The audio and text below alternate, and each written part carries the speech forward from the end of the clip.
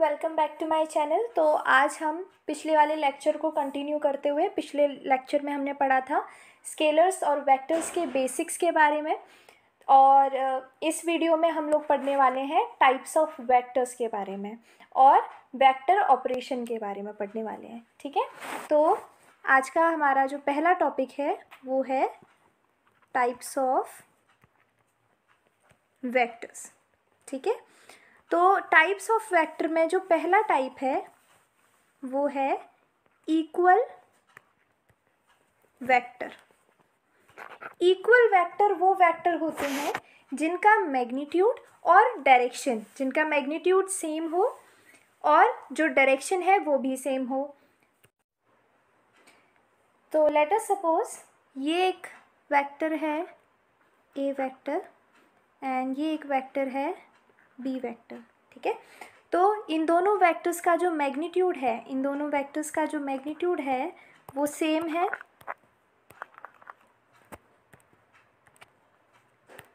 इन दोनों वेक्टर्स का magnitude same है। ठीक है, और इन दोनों वेक्टर्स का डायरेक्शन भी सेम है, दोनों ऊपर की तरफ पॉइंट कर रहे हैं, इसलिए ये दोनों वेक्टर्स जो हैं वो कैसे वेक्टर्स हुए? इक्वल वेक्टर्स हुए। ठीक है, नेक्स्ट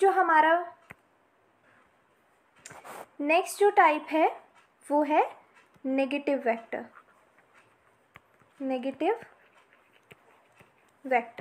ठीक है, नेगेटिव वेक्टर्स क्या होते हैं? जिनका मैग्नीट्यूड सेम हो। कोई वेक्टर है मानो ए और बी, उनका मैग्नीट्यूड जो है वो सेम है। ठीक है, लेकिन उनका जो डायरेक्शन है वो ऑपोजिट है। ऐसे वेक्टर्स को हम क्या बोलते हैं? नेगेटिव वेक्टर्स बोलते हैं। सपोज ये दो वेक्टर्स हैं, ये है वेक्टर ए और ये है वेक्टर बी। तो इन दोनों वेक्टर्स का जो मैग्नीट्यूड है वो सेम है, डायरेक्शन अपोजिट है, एक ऊपर की तरफ पॉइंट कर रहा है, एक नीचे की तरफ पॉइंट कर रहा है, इसलिए ये दोनों वेक्टर्स कैसे हुए? नेगेटिव वेक्टर्स हुए। ठीक है,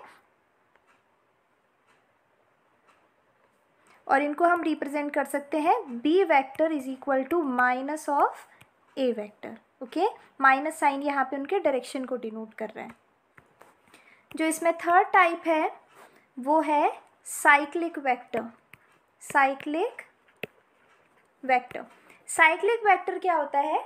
जिसकी हेड और टेल दोनों एक ही पॉइंट पे हो। हेड और टेल हम वेक्टर को रिप्रेजेंट करते हैं ऐसे। तो ये जो है वो हेड है, जो एरो है वो हेड है, और जो पीछे का पोर्शन है वो टेल होता है। ठीक है, तो ऐसा वेक्टर जिसका हेड और टेल जो है वो सेम पॉइंट पे हो उसको हम साइक्लिक वेक्टर बोलते हैं। For example this vector. ठीक है, तो इसकी जो हेड और टेल है वो दोनों सेम है, इसलिए हम इसको क्या बोलेंगे? साइक्लिक वेक्टर बोलेंगे। ठीक है, नाउ नेक्स्ट जो हमारा वेक्टर है वो है नल वेक्टर।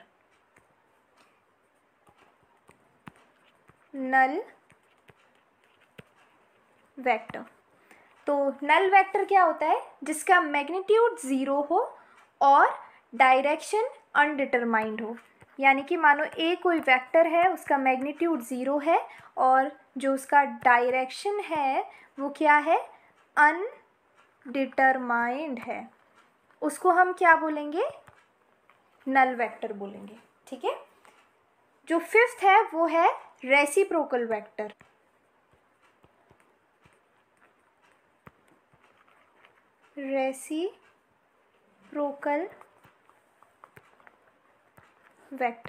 रेसिप्रोकल वेक्टर क्या होता है? जिनका मैग्नीट्यूड जो है वो दूसरे वेक्टर का इन्वर्स हो।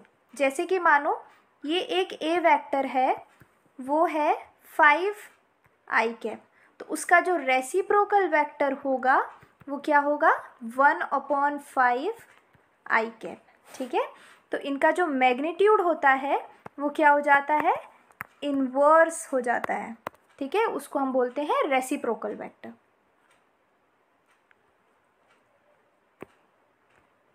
अब हम बात करते हैं ऑपरेशन ऑफ वेक्टर्स के बारे में। ऑपरेशन यानी कि प्रोडक्ट, एडिशन, सब्ट्रैक्शन, ये सब हम वेक्टर्स में कैसे करें। स्केलर्स में तो हमें आता है, तो वेक्टर्स में हम कैसे करेंगे। तो सबसे पहला हम जो है क्या ऑपरेशन ऑफ वेक्टर्स में क्या पढ़ेंगे, प्रोडक्ट ऑफ वेक्टर्स। ओके, तो जो प्रोडक्ट ऑफ वेक्टर्स होता है वो दो तरह का होता है। एक तो होता है स्केलर प्रोडक्ट और दूसरा होता है वेक्टर प्रोडक्ट। स्केलर प्रोडक्ट मतलब कि दो वेक्टर्स का ऐसा प्रोडक्ट करें कि जो वैल्यू हो वो एक स्केलर वैल्यू आए, उसको हम बोलेंगे स्केलर प्रोडक्ट। इसको हम डॉट प्रोडक्ट भी कहते हैं, ठीक है। और वेक्टर प्रोडक्ट का मतलब है दो वेक्टर्स को हम जब प्रोडक्ट करें तो जो वैल्यू है वो एक वेक्टर के फॉर्म में आए, उसको हम वेक्टर प्रोडक्ट कहते हैं और इसे हम क्रॉस प्रोडक्ट भी कहते हैं, ठीक है। तो सबसे पहले हम बात करते हैं स्केलर प्रोडक्ट की।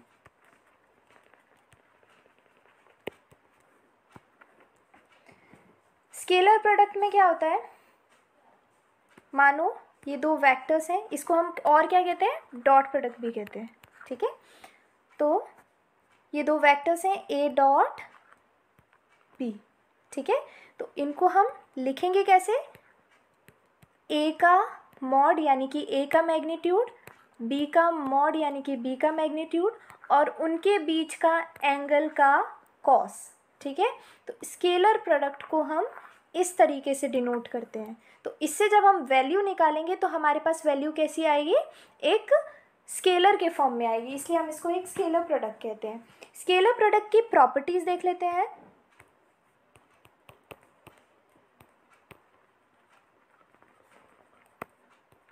प्रॉपर्टी क्या है स्केलर प्रोडक्ट की, स्केलर प्रोडक्ट में अगर हम आई कैप डॉट आई कैप करेंगे तो वैल्यू 1 आएगी, ठीक है। लेकिन अगर हम जे कैप डॉट आई कैप करेंगे या फिर के कैप डॉट आई कैप करेंगे तो वैल्यू 0 आएगी। इसका मतलब क्या है कि अगर हम जो मतलब कि अगर A vector is equal to A X I cap plus A Y J cap plus A Z K cap है और B vector B X I cap plus B Y J cap plus B Z K cap है, तो ए dot B जो होगा वो क्या होगा, A X I cap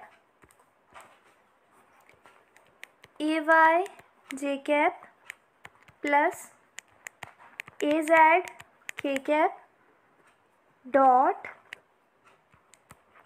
B X I cap plus B Y J cap plus B Z K cap. तो इसकी जो वैल्यू होगी जब हम ए एक्स आई कैप और बी एक्स आई कैप करेंगे तभी वैल्यू 1 आएगी। क्यों, ए एक्स और बी एक्स तो इधर आ जाएगा, ठीक है। अब ब्रैकेट में क्या आएगा, I dot I dot J, क्योंकि प्रोडक्ट तो वेक्टर का हो रहा है ना, ए एक्स और बी एक्स तो स्केलर क्वांटिटी है, तो वो तो उनका तो प्रोडक्ट होगी वो साइड में आ जाएंगे कांस्टेंट की तरह से, और I cap dot I cap का डॉट प्रोडक्ट होगा तो वो वैल्यू 1 आएगी। बाकी आई कैप के साथ जे कैप और आई कैप के साथ के कैप दोनों की वैल्यू क्या आएगी, 0 आएगी, ठीक है।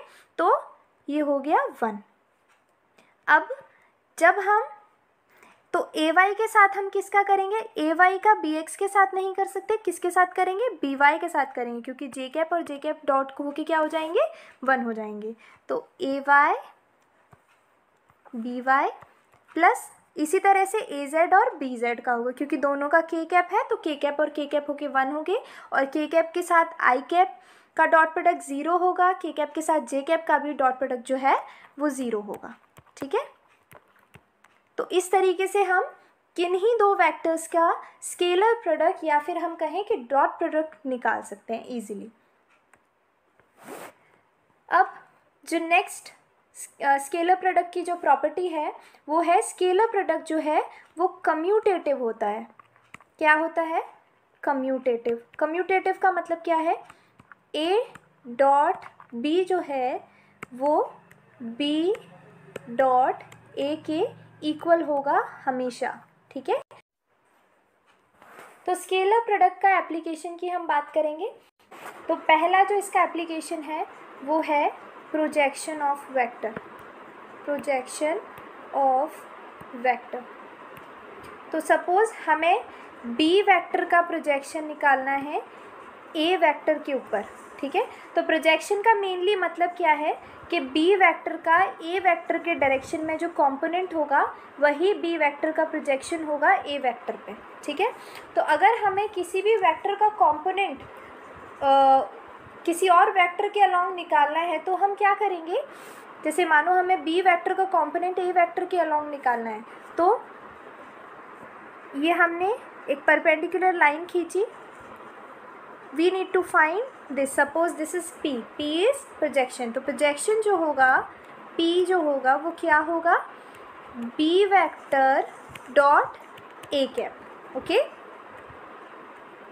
So the projection of B vector on A vector is denoted by B vector dot A cap. A cap जो है वो A vector के डायरेक्शन को डिनोट कर रहा है, वो A vector का यूनिट वेक्टर है, ठीक है। तो यूनिट वेक्टर का जो मॉड होता है यानी कि जो मैग्नीट्यूड होता है वो तो 1 होता है। तो इसको हम कैसे लिख सकते हैं?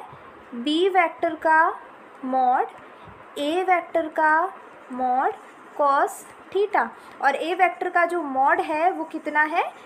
सॉरी, ए कैप वेक्टर का मॉड, ठीक है, यानी कि यूनिट वेक्टर का हमें मॉड निकालना है, तो वो कितना है? 1 है। तो ये क्या हुआ?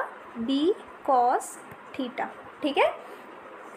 और अगर हम इसको दूसरे टर्म्स में लिखना है तो हम कैसे लिख सकते हैं? We know that A cap जो है वो कितना होता है? ए वेक्टर अपॉन ए का mod, isn't it? Unit vector को हम ऐसे ही डिनोट करते हैं। तो हम पी वेक्टर को क्या लिख सकते हैं? B vector dot A vector upon A. So this is our projection of B on A. ये इसका फॉर्मूला हो गया, ठीक है। तो ये हो गया स्केलर वेक्टर का एक एप्लीकेशन।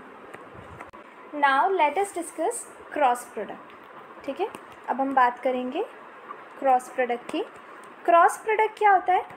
कोई वेक्टर के बीच में हम ऐसा प्रोडक्ट करें कि हमारी जो वैल्यू आए वो एक वेक्टर के फॉर्म में आए, ठीक है। तो let us suppose this is vector A, this is vector A and this is vector B, ठीक है। तो ए क्रॉस बी, इसको हम कैसे डिनोट करेंगे? ए का मॉड इंटू बी का मॉड साइन थीटा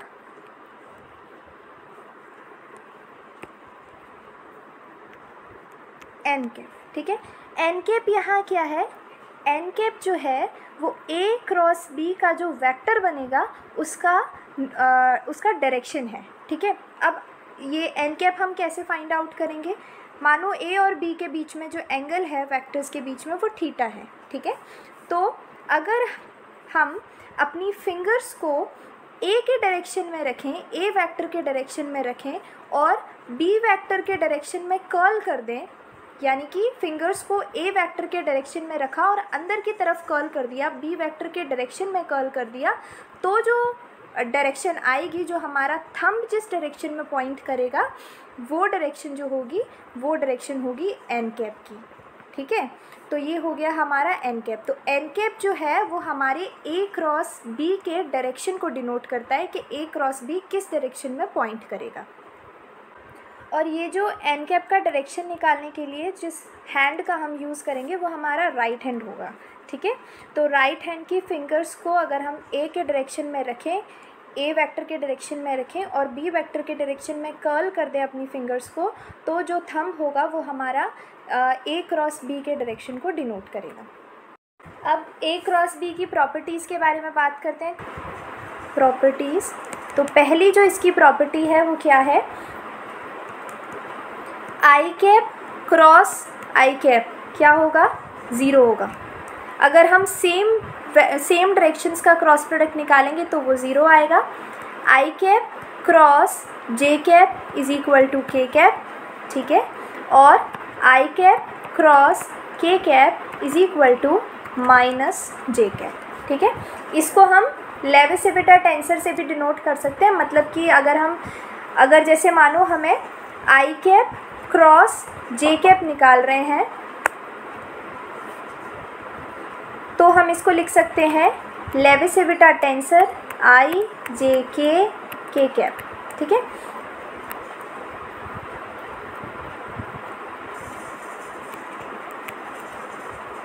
अब लेवी-सिविटा टेंसर की वैल्यू क्या होती है वो एक बार देखते हैं।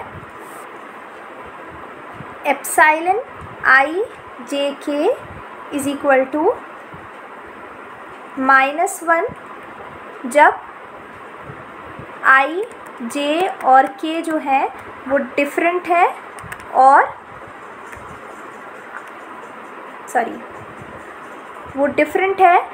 एंटी साइक्लिक हैं, ठीक है। और +1 जब आई जे के डिफरेंट है एंड साइक्लिक है, ठीक है। और 0 जब डिफरेंट नहीं है, ठीक है। एक बार इसका एग्जांपल देख लेते हैं, मतलब हम देखते हैं ए क्रॉस बी का हम किस तरीके से जो है निकाल सकते हैं प्रोडक्ट, क्रॉस प्रोडक्ट, ठीक है। सपोज एक वेक्टर है ए वेक्टर इज इक्वल टू, पहले वाले ही वेक्टर्स हम लेते हैं ताकि हम समझ सकें कि किस तरीके से हम क्रॉस प्रोडक्ट और डॉट प्रोडक्ट निकाल सकते हैं, ठीक है। और एक बी वेक्टर है B X I cap plus B Y J cap plus B Z K cap. तो ए क्रॉस बी निकालने का जो सिंपल मेथड है वो क्या है, उन दोनों का डिटर्मिनेंट निकाल दो। डिटर्मिनेंट कैसे निकालते हैं, I cap J cap K cap, यहाँ A X A Y A Z B X B Y B Z, ठीक है। तो इस तरीके से हम कोई भी दो वेक्टर्स का जो है क्रॉस प्रोडक्ट निकाल सकते हैं। नेक्स्ट जो प्रॉपर्टी है वो ये है कि ए क्रॉस बी यानी कि जो क्रॉस प्रोडक्ट होता है वो एंटी कम्यूटेशन प्रॉपर्टी को फॉलो करता है। इसका मतलब क्या है, A cross B is equal to minus B cross A. Scalar product तो है कम्यूटेटिव, लेकिन क्रॉस प्रोडक्ट जो है वो कम्यूटेटिव नहीं है, ठीक है। अब इसका एप्लीकेशन देख लेते हैं।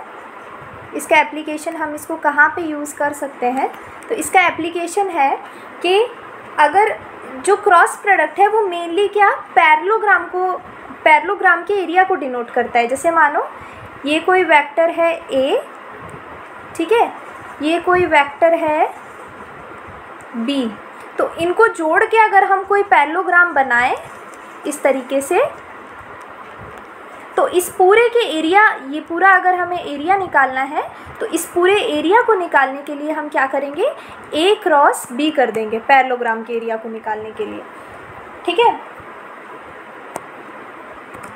तो ए क्रॉस बी जो है वो एरिया ऑफ पैरेललोग्राम को डिनोट करता है, ठीक है। तो इसीलिए अगर हमें किसी ट्रायंगल का एरिया निकालना है, जैसे मानो ये कोई एक ट्रायंगल है, ठीक है, ये पॉइंट ए है, ये बी है और ये सी है, तो इसका अगर हमें एरिया निकालना है, area of triangle A B C, तो वो क्या होगा, हाफ। अब कोई भी दो आप वेक्टर्स ले लो, ए बी ए सी ले लो, ए बी बी सी ले लो, कोई भी दो वेक्टर्स ले लो। मानो हमने ले लिया ए बी क्रॉस ए सी, तो इस तरीके से हम किसी भी ट्रायंगल का जो है एरिया निकाल सकते हैं, उनके अगर हमें पॉइंट्स पता है तो, ठीक है। दूसरा जो इसका एप्लीकेशन है वो है कोलिनियर वेक्टर, कोलिनियर वेक्टर, ठीक है। अगर मानो ये कोई लाइन है, इस पे पॉइंट्स हैं ए बी और ये सी, तो जो ए बी क्रॉस AC होगा वो ज़ीरो होगा। इसका मतलब उनका क्रॉस प्रोडक्ट ज़ीरो होगा। ऑब्वियस सी बात है, कोई 3 पॉइंट अगर कोलिनियर है इसका मतलब क्या है कि वो कभी भी एक ट्रायंगल को फॉर्म नहीं करेंगे। और क्रॉस प्रोडक्ट हमने देखा कि वो किसको बता रहा है, या तो पैरेललोग्राम के एरिया को बता रहा है और ट्रायंगल के भी एरिया को बता रहा है। तो अगर कोलिनियर वेक्टर होंगे तो वो ट्रायंगल तो फॉर्म नहीं कर पाएंगे, तो इसलिए उनका जो एरिया होगा वो क्या हो जाएगा, ज़ीरो हो जाएगा। ठीक है, इस वजह से जो कोलिनियर वेक्टर्स होते हैं उनका क्रॉस प्रोडक्ट क्या होता है, ज़ीरो होता है। इन दोनों ही जो प्रोडक्ट्स हैं उन दोनों की जो एप्लीकेशंस हैं उन पे बेस्ड जो क्वेश्चंस हैं वो हम अगली वीडियो में करेंगे, ताकि आपको जो इनके एप्लीकेशंस हैं वो अच्छे से समझ में आए कि इनके एप्लीकेशंस एक्चुअली हैं क्या। तो आज की वीडियो में बस इतना ही। अगर आपको वीडियो पसंद आए तो लाइक और सब्सक्राइब ज़रूर करें, और आपकी कोई भी क्वेरी हो तो कमेंट सेक्शन में बताएं। नेक्स्ट वीडियो में आपकी क्वेरी का आंसर दिया जाएगा। Thank you so much for watching the video.